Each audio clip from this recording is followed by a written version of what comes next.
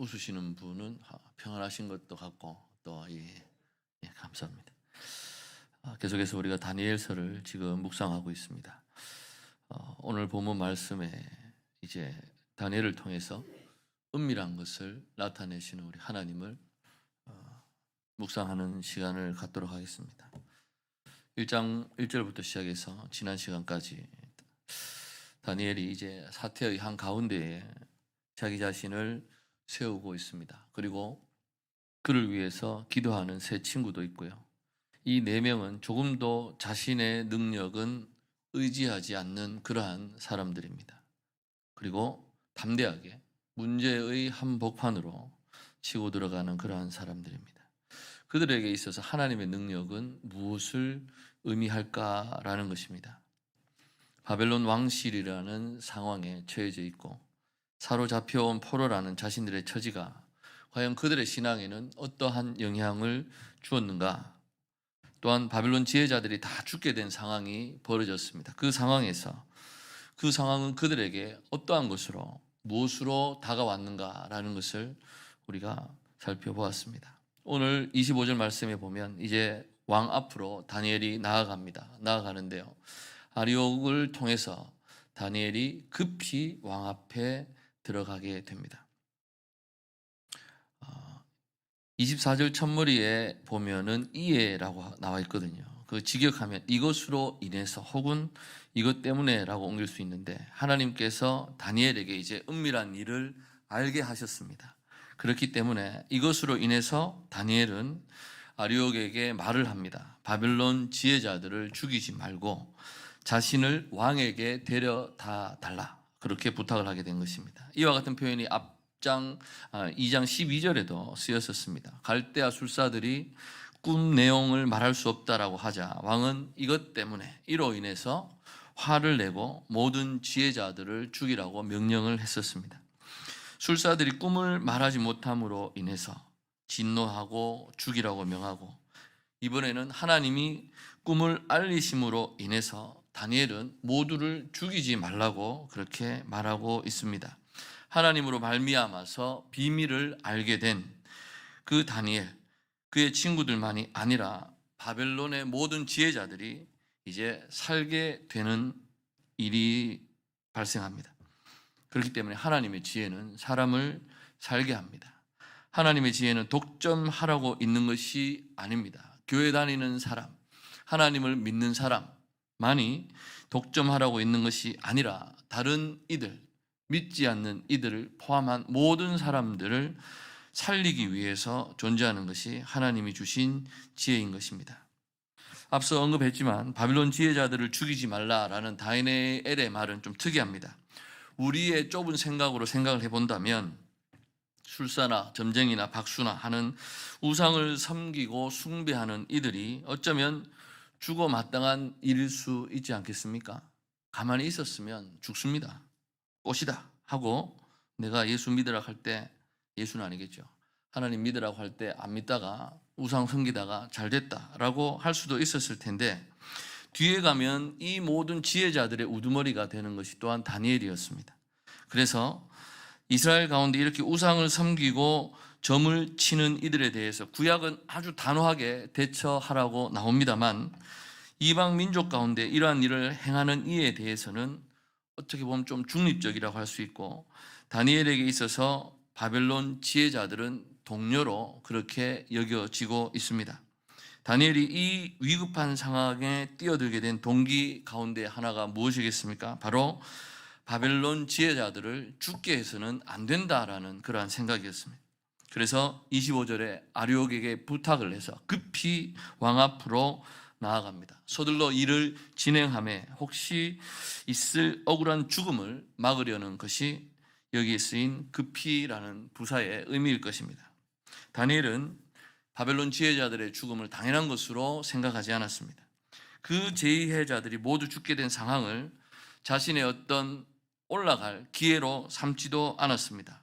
그들이 죽임당하지 않게 해야겠다는 그 의도, 그것이 바로 다니엘 하여금 그 현장으로 뛰어들게 하는 이유이기도 했습니다.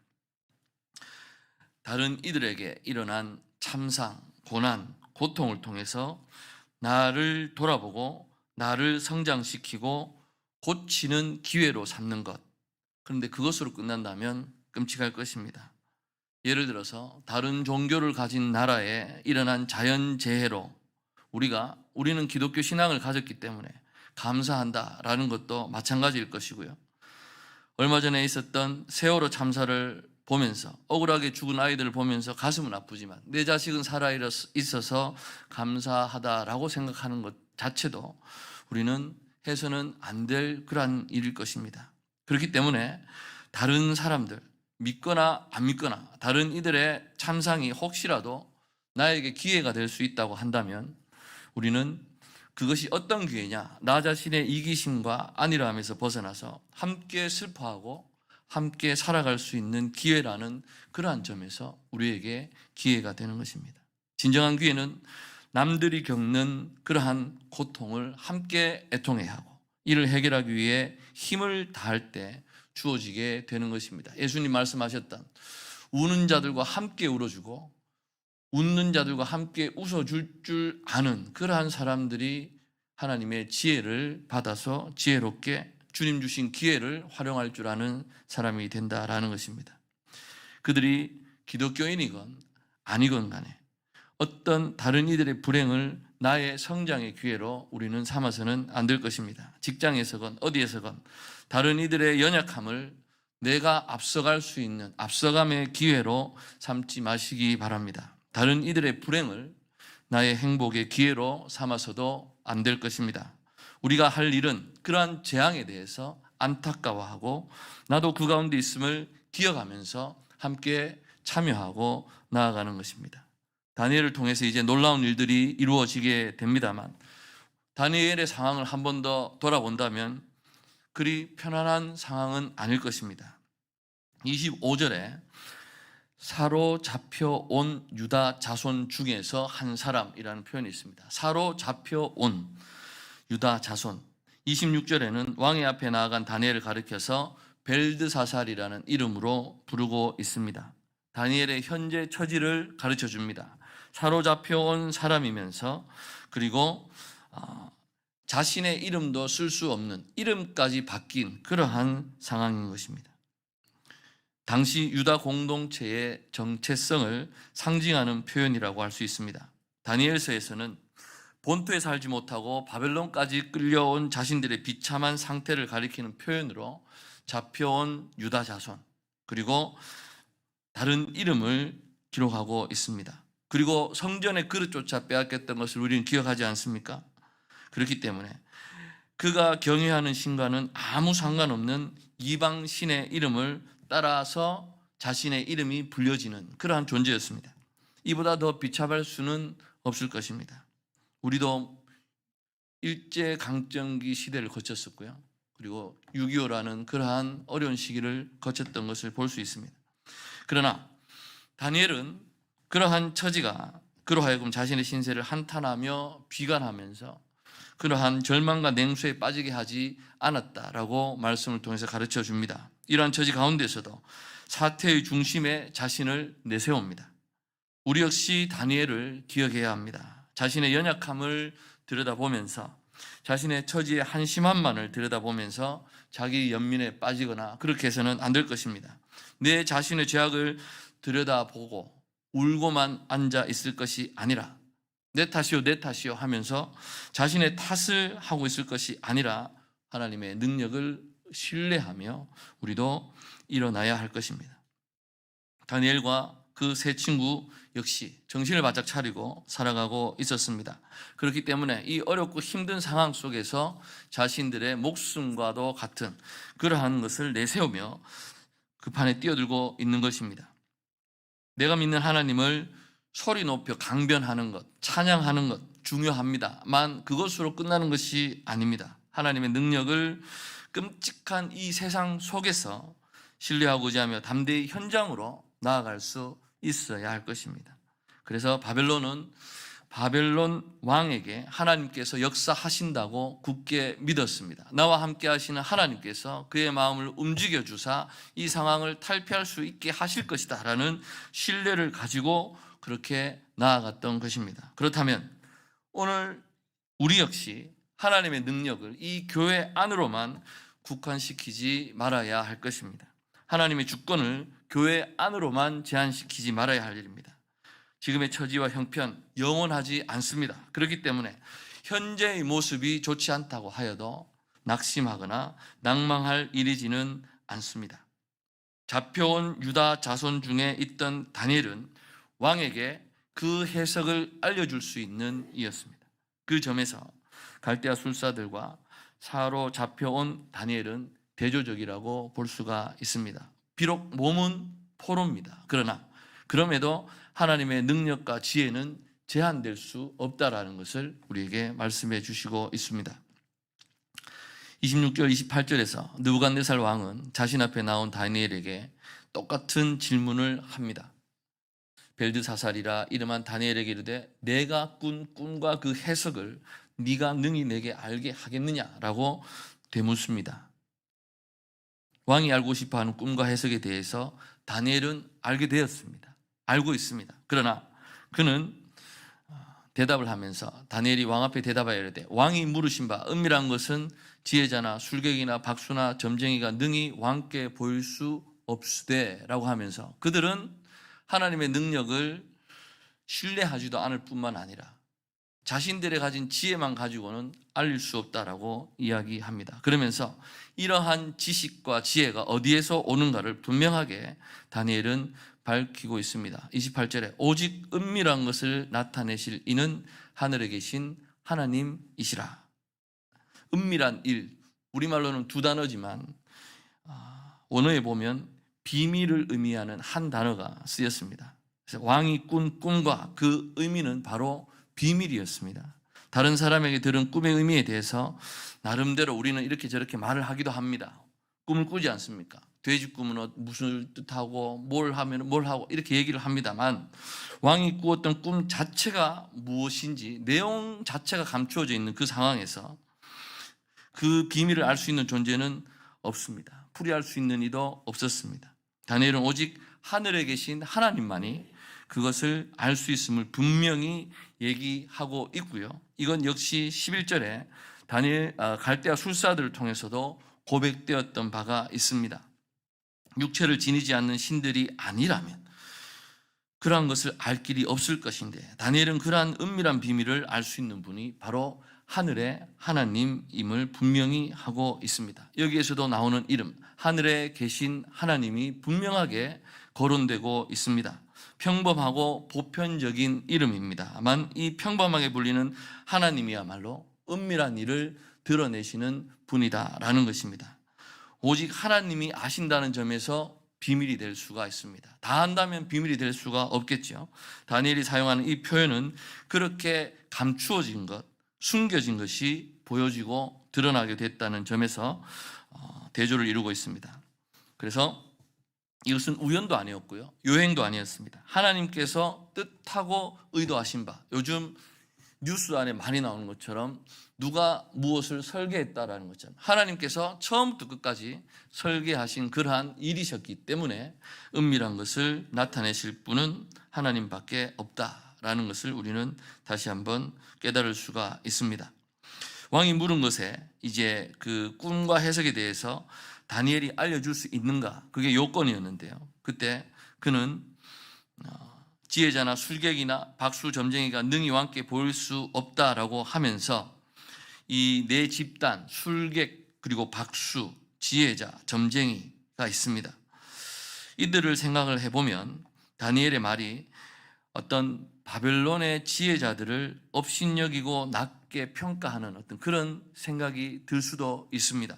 그러나 다니엘은 역시 그러한 지혜자 집단 가운데 한 사람이었습니다. 자기가 지금 현재 속해 있는 그 가운데 그래서 그 꿈과 해석이라는 비밀을 스스로 알게 된 것은 아니었다는 것을 다니엘이 알고 있습니다. 30절에서 다니엘이 내 지혜가 모든 사람보다 낫기 때문이 아니라라고 그렇게 말하고 있습니다. 그러한 점에서도 다니엘은 하나님만이 이 비밀을 가르쳐 주신다라는 것을 말합니다. 사람들 중에 세상을 가벼이 평가하고 세상에서 함께 살아가는 사람들과 그들의 지혜를 업신여기는 그러한 사람들이 있습니다. 그런데 그렇다고 해서 그들이 하나님의 능력을 그렇게 드러내는 것도 아니다라는 것입니다. 우리 역시 세상 사람들에 비해서 아는 것 그렇게 많지 않습니다. 지혜도 결코 크지 않습니다. 다만 하나님의 능력과 그 지혜가 하나님의 깊고 놀라우신 뜻이 부족하고 연약한 우리를 통해서 드러날 뿐이다라는 것입니다. 그렇기 때문에 예수 믿는다고 해서 우리가 잘난 체 하거나 또 예수 믿는다고 해서 세상 것을 함부로 말해서도 안 될 것입니다. 세상 위에 군림하는 교회가 되어서도 안 될 것입니다. 자신의 한계를 잘 알고 있으면서 하나님께서 필요에 따라 행하시는 것을 기억하는 교회와 그리스도인이 되면 좋겠습니다. 그것이 바로 베드로가 베드로전서 3장 15절에서 권면하는 대로 그리스도인들이 가진 소망의 이유를 묻는 사람들이 있을 것입니다. 그들에게 대답할 때 갖추어야 할 우리의 태도가 무엇인가? 베드로전서 3장 15절에 이렇게 기록합니다. 너희 마음에 그리스도를 주로 삼아 거룩하게 하고 너희 속에 있는 소망에 관한 이유를 묻는 자에게는 대답할 것을 항상 준비하되 온유와 두려움으로 하고라고 했습니다. 우리가 예수를 믿는다, 내가 성도다, 그리스도인이라고 해서 우리가 교만하거나 잘난 체해서는 안 된다라고 베드로는 말합니다. 온유와 두려움으로 이 비밀을, 이 복음, 좋은 소식을 우리가 말함에 있어서도 우리는 교만하거나 잘난 체하지 말아야 하는 것입니다. 그렇기 때문에 세상과 나를 너무 쉽게 단절한다든지 끊어버려서도 안 될 것입니다. 우리는 세상 가운데서 함께 살아가야 할 것입니다. 그렇기 때문에 동료로서 이 세상 사람들과 함께 걸어갔으면 좋겠습니다. 다만 우리를 통해서 비밀을 드러내시는 하나님의 역사가 있을 수 있도록 항상 우리 자신을 문제 밖에 있는 것이 아니라 문제 중심에 우리를 세워야 할 것입니다. 그리고 다들 앉으려고 있으려고 하지 않는 곳에 우리 자신들을 세워가는 것이 우리에게 필요할 것입니다. 하나님의 사람이기 때문에 하나님께서 모든 비밀의 지혜가 있기 때문에 그 하나님을 신뢰함으로 우리는 위험한 곳으로 나아가며 쉽지 않은 짐을 자원해서 질 수 있다라는 것입니다. 그렇기 때문에 우리의 다름은 우리의 교만과 세력에 있는 것이 아니라 함께 살아가는 겸손한 가운데서 스스로 위험을 자원하고 어려움을 내가 지고 스스로 공동의 운명을 하나님의 능력 가운데서 해결해 나가는 데에 있다라는 것입니다.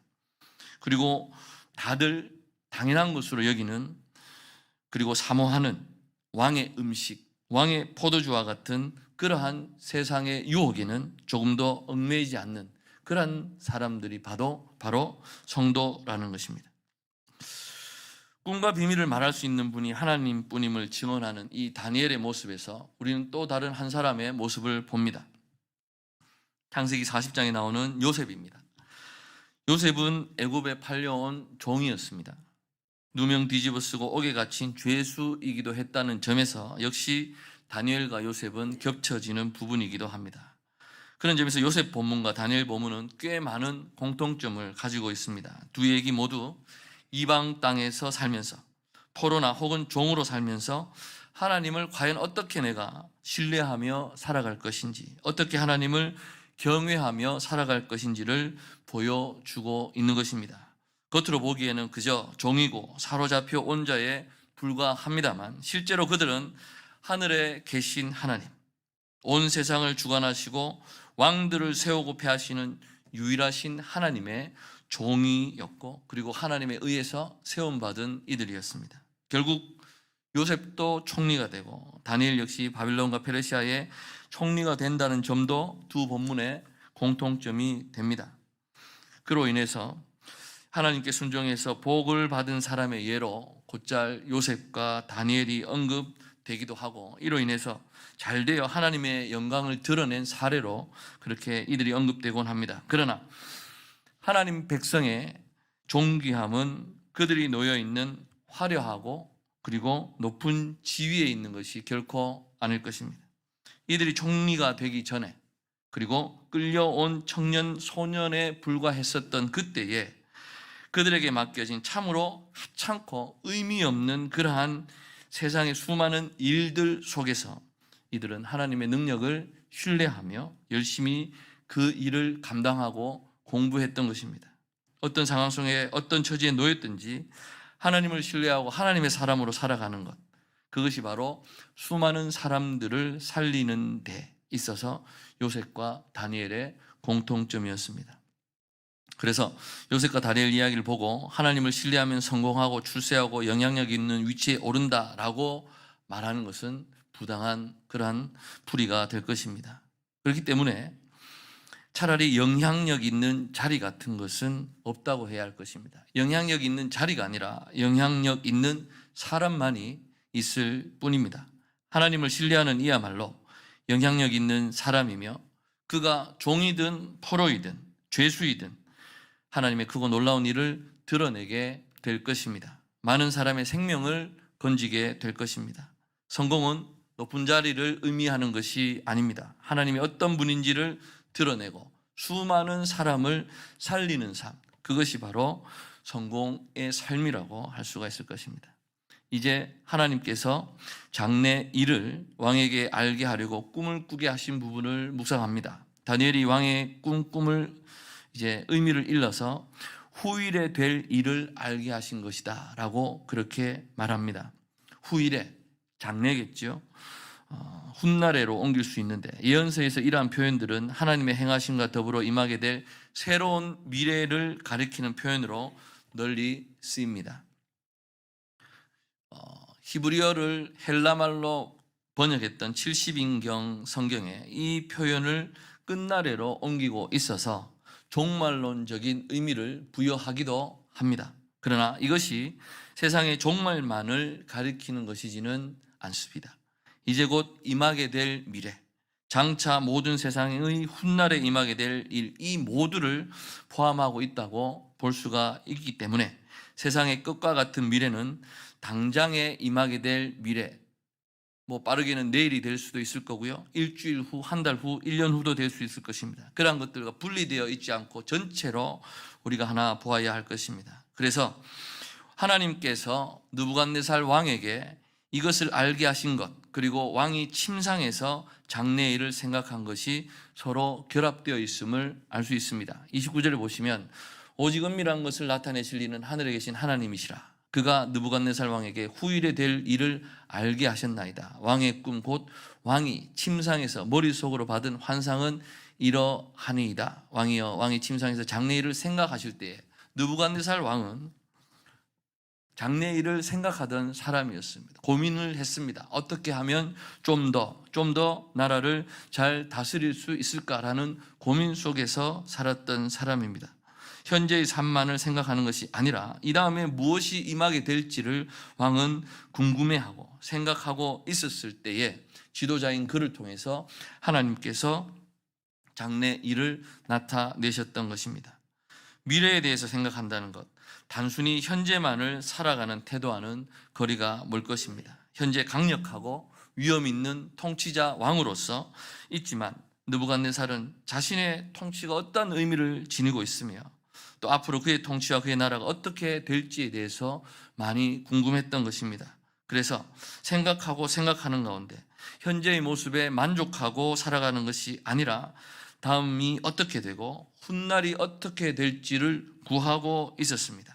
그 가운데 하나님께서 그에게 꿈을 통해서 하나님께서 하실 일을 알리시고 이제 그것을 하나님의 사람 다니엘을 통해서 해석을 알리려고 하고 있는 것입니다. 그렇기 때문에 역시 우리는 이 부분에서도 이 세상에 대해 함부로 말하고 함부로 평가해서는 안 된다는 것을 발견하게 됩니다. 느부갓네살의 왕, 비록 유대 민족을 포로로 잡아갔던 이스라엘 예루살렘 성전을 파괴했던 그러한 왕이었지만 그러한 왕의 모습에서도 우리가 배우게 되는 것이 있습니다. 무엇을 알고자 하고 찾고자 하는 것은 바람직한 자세일 것입니다. 주어진 삶에 만족하고 그저 살아갈 것이 아니라 인생과 나라에 대해서 그리고 자신의 어떤 처지와 내 삶의 의미에 대해서 고민하는 것은 사람에게 꼭 필요한 자세일 것이고요.